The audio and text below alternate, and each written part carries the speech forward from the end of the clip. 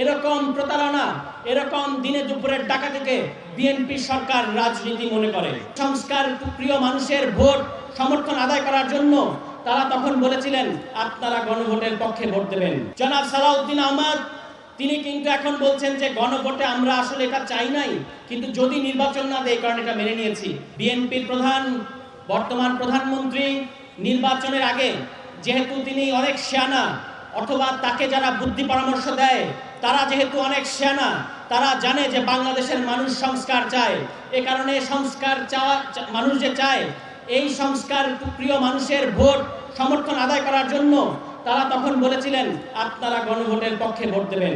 কিন্তু যখনই কিনা নির্বাচন হয়ে গেল তখন বিএনপি সরকারের সব্যসাচী মন্ত্রী জনাব সালাউদ্দিন আহমদ তিনি কিন্তু এখন বলছেন যে গণভোটে আমরা আসলে এটা চাই নাই, কিন্তু যদি নির্বাচন না দেয় কারণ এটা মেনে নিয়েছি। এরকম প্রতারণা, এরকম দিনে দুপুরের ডাকাতিকে বিএনপি সরকার রাজনীতি মনে করে। কিন্তু আমরা তাদেরকে মনে করিয়ে দিতে চাই, আপনারা কথা দিয়েছিলেন যে ক্ষমতায় আসার পরে 1 বছরের মধ্যে 1 কোটি কর্মসংস্থান তৈরি করবেন। অবশ্য আমরা দেখতে পাচ্ছি কর্মসংস্থান আপনারা তৈরি করেছেন। আপনাদের দলীয় নেতাকর্মীদেরকে চাঁদাবাজি করার কার্ড দিয়ে বাংলাদেশের কর্মসংস্থানের সমস্যা, বেকারত্বের সমস্যা আপনারা দূর করার চেষ্টা করছেন। আপনাদের নেতাকর্মীরা চাঁদাবাজির মাধ্যমে সারা বাংলাদেশের অলিতে গলিতে চাঁদাবাজির মাধ্যমে তারা এখন কর্মসংস্থানের সমস্যা সমাধান করার চেষ্টা করছে। কিন্তু এই যে কর্মসংস্থান সমাধান করার এই প্রক্রিয়া, এটাতে আমাদের জনগণের নাবিশ্বাস সৃষ্টি হচ্ছে। ফলে যেটা বৈধ কর্মসংস্থান সেটা আপনাদেরকে তৈরি করতে হবে। এই চাঁদাবাজির মাধ্যমে অবৈধ কর্মসংস্থান এটা কিন্তু বাংলাদেশের জনগণ মেনে নেবে না। আপনারা যখন 2001-06 সালে ক্ষমতায় ছিলেন তখন কানসার্ট ঘটেছিল, তখন শরীর আখড়া ঘটেছিল।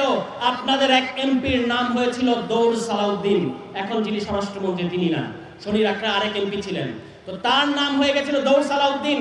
আপনারা বিদ্যুৎ দিতে পারেন নাই, এই কারণে কানসার্ট হয়েছিল, এই কারণে ফুলবাড়িয়া হয়েছিল, এখানে শরীর আখড়া হয়েছিল, এবং আপনারা আমাদের সাধারণ জনগণের বুকে গুলি চালিয়েছিলেন। এখনো আমরা দেখতে পাচ্ছি আপনারা ক্ষমতায় আসার পরে ওই আগে মুরব্বীরা যেটা বলতো কারেন্ট যায় না মাঝে মাঝে আসে, সেই একই পরিস্থিতি ফেরত এসেছে। আগে খাম্বা ছিল, বিদ্যুৎ ছিল না, এখন বিদ্যুৎ আছে, খাম্বা নাই, ফলাফল একই, লোডশেডিং। এবং এই যে বিএনপি সরকার ক্ষমতায় আসার পরেই লোডশেডিং বেড়ে গেছে। 4 বছর পরে একবার ফুটবলের মাস আসে, ফুটবল খেলাটাও আমরা ঠিক মতো দেখতে পাচ্ছি না। এজন্য আমরা বাংলাদেশের জনগণ, রাজশাহীর জনগণ যদি বিদ্যুৎ অফিস ঘেরাও করে তাহলে এর দায় সরকারকে নিতে হবে।